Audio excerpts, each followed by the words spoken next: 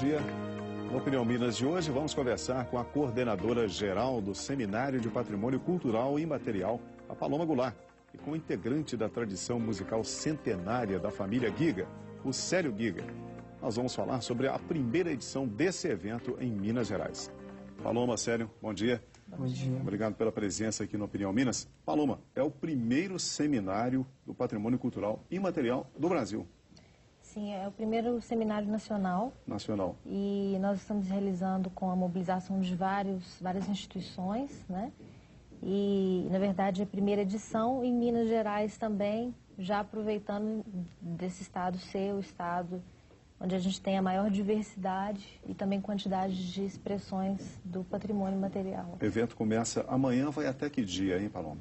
Ele começa no dia 29 de setembro e vai até o dia 1º de outubro. Então, será quarta, quinta e sexta, com palestras de 8 às 5h30 da tarde, aproximadamente. Além das palestras, o que mais que vai acontecer nesse evento, Paloma?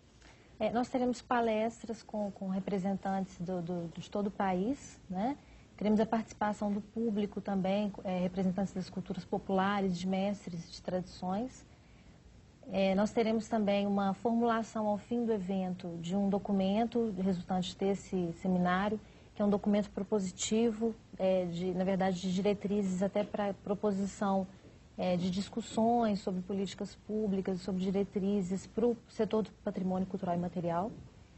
E ao fim do evento nós ainda teremos o baile da família Giga, que é uma tradição centenária de músicos, né, da Zona da Mata de Minas Gerais, fechando o seminário. Ô Célio, você é um descendente direto de um grande patrimônio imaterial do estado de Minas Gerais, é isso? Sim, é o Antônio Gregório Pereira, né, o seu Giga, foi, além de violeiro, né, músico, foi mestre também, né, era conhecido como mestre nessa época, os professores que andavam de uma região para outra dando aula nas fazendas. E no repertório desses conhecimentos aí, além de saber ler e escrever, né, ensinar a ler e escrever, também estava a música, né, o artesanato, né.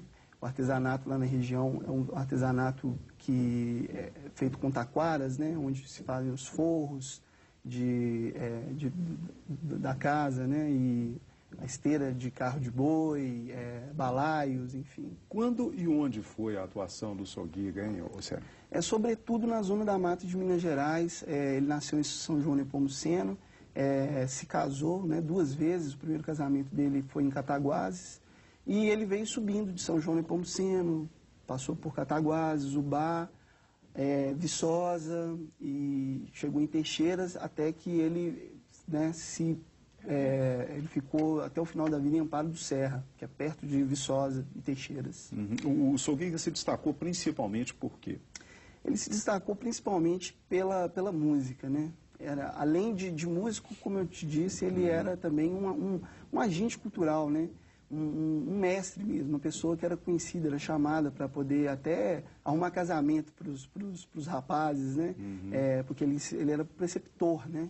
Naquela época era muito comum o aluno, o rapaz, ele aprendia a ler e escrever e a partir do momento que ele fez 18 anos já podia casar, arrumar um casamento, então até para isso eles chamavam o seu Giga, né? Inclusive para poder benzer também, ele era um benzedor, Fulião, né? Fulião de São Sebastião, mas sobretudo pela música, pela viola, né? Era um músico formidável e até hoje a memória dele é presente, é viva na mente das pessoas que residem lá na Zona da Mata, ali naquela região de Teixeiras, Viçosa.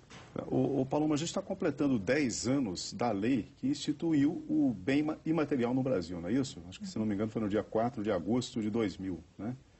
Que esse decreto foi... Você acha que as pessoas, de uma forma geral, identificam bem o que é o patrimônio imaterial? Na verdade, a gente ainda tem um trabalho muito grande a ser feito, porque todo o histórico aí vamos até situar, né, o patrimônio imaterial como um direito humano, né, você passa por uma normatização, mas você passa também pela educação para os direitos humanos, inclusive para o exercício dos direitos humanos. Então, até mesmo para as pessoas, os detentores, os guardiões de patrimônios materiais, em muitos casos, nem mesmo eles se identificam com essa nomenclatura de patrimônio imaterial, né? Então, na verdade, esse trabalho por isso até da importância de eventos como o seminário. Para dar um exemplo, talvez se o Sogiga estivesse vivo hoje, ele talvez não se identificasse como um patrimônio material do Estado. Talvez seria mais ou menos isso, talvez sim. Assim como nós temos, conversando, por exemplo, com representantes de comunidades indígenas, que tem uma dificuldade até de localizar em que momento ou em que sentido que você, na verdade, chama de patrimônio material, algo que para eles é inerente à vida e que talvez nem tenha esse nome, e talvez porque também não tenha nenhum paralelo na própria língua original para essa expressão que nós utilizamos, né? Uhum. Então, eu ia te perguntar para você identificar para a gente o que é que se enquadra dentro do patrimônio imaterial. A gente pode considerar, a gente tem, na verdade, um sistema de normas, né? Mas é importante a gente fazer a referência, eu até trouxe aqui a referência da Convenção para a Salvaguarda de Patrimônio Cultural e Material de 2013, da Unesco. Então, eles definem, eu prefiro ler, para a gente não perder a... Então, a gente tem no artigo 2º as definições, onde é falado: para fins da presente convenção, entende-se por patrimônio cultural e material as práticas, representações, expressões, conhecimentos e técnicas, junto com instrumentos, objetos, artefatos e lugares culturais que lhes são associados, que as comunidades, os grupos e, em alguns casos, os indivíduos reconhecem como parte integrante de seu patrimônio cultural. Este patrimônio cultural e material, que se transmite de geração em geração, é constantemente recriado pelas comunidades e grupos em função de seu ambiente, de sua interação com a natureza e de sua história, gerando um sentimento de identidade e contribuindo, assim, para promover o respeito à diversidade cultural e criatividade humana. Então, nós temos... É bem amplo, né? Sim, bem amplo. E na referência brasileira, da legislação brasileira, a gente tem também o artigo 216 da Constituição. Então, a gente tem como referência as expressões, os lugares também de encontro, de manifestação de tradições. Nós temos os artefatos, os ofícios. Então, assim, é realmente bem amplo e é algo que essa definição e esse reconhecimento, ele realmente tem que partir também de uma valoração da própria comunidade que vive esse patrimônio e que repasse, que transmite esse patrimônio. Célio, o Sogiga já está reconhecido? Bem, pela comunidade ele é conhecido, reconhecido, lembrado, né? E ele morreu, tem que se falar, né, a data que ele nasceu no século XIX, em 1886, e morreu em 1961. Então, assim, já tem mais de quase 50 anos que ele morreu, e as pessoas lá que o conheceram, né, pessoas já de 90 anos, continuam falando dele, continuam lembrando dele. E como a tradição lá também continua com o João Giga, né, que é o filho mais velho, né, então as pessoas sempre fazem referência, né, João de Giga, né, porque é filho do Giga, né, então sempre fica essa referência, né, ao Giga. Ele chegou em vida a receber uma homenagem, isso até não é muito comum no Brasil não, né, na época se chamava presidente, né, que era um governador mineiro. Na época, o Arthur Bernardes chegou também a ser governador, presidente, né, do Estado, né? Na época, os governadores eram chamados de presidentes. Mas né? aí, em 1926, 1926, se eu não me engano, posso estar enganado que é a data, né? Mas ele foi presidente da República e, posteriormente, ele já conhecia o Giga. O Giga tocou várias situações na casa dele, né? Inclusive na casa que hoje abriga o museu Arthur Bernardes em Viçosa, o Giga tocou lá dentro e era um amigo do Arthur Bernardes, né? E o Arthur Bernardes, em 1932, deu uma viola, encomendou uma viola especialmente para o Giga, né? Uma viola especial, um modelo especial. Do famoso luthier italiano, Giannini, não é isso? Giannini, Tranquillo Giannini, foi encomendada para ele e essa viola foram poucos exemplares, né, que foram feitos. Se não me engano, foram feitos 3. O Giga é uma. Recebeu uma. E ela está preservada até hoje? Ela está, né, com a família, né? E assim, como ela não pode tocar mais, porque é um instrumento bem antigo e existe uma preocupação nossa em preservá-la, em inclusive restaurá-la, direcionar também a um museu, né? Nós fizemos uma réplica dessa viola para que continue tocando, né? E para que continue, vamos dizer assim, essa referência ao instrumento que, no caso, está lá na origem da tradição musical, né?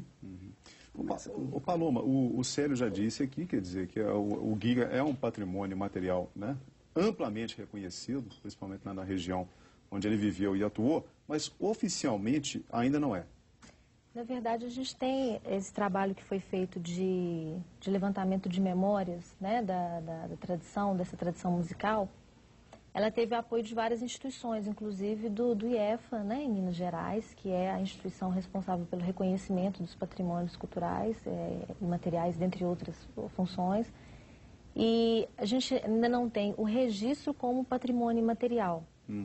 Mas, na verdade, existe todo um reconhecimento público, mas ainda um caminho também a trilhar. Pois é, nesse caso específico, qual que é esse caminho? Como é que se chega a esse registro, a esse reconhecimento oficial? Bom, o caminho para, por exemplo, uma tradição como essa, né, e como essa, outras também em Minas Gerais, você tem a possibilidade de pedir a licença da metodologia utilizada, né, tanto pelo IEFA quanto pelo IFAM, e poder trabalhar conjuntamente com os técnicos, ou mesmo pedir aos técnicos, né, entrar com um pedido junto a essas instituições, de inventariar essas tradições, e é feito todo um procedimento de pesquisa, de conversas com a comunidade, com técnicos e representantes também, em que é identificado o que é valorizado pela comunidade como elementos da sua identidade, o que são possíveis patrimônios materiais, o que pode se tornar a receber o título, né? Pode vir a se tornar um patrimônio material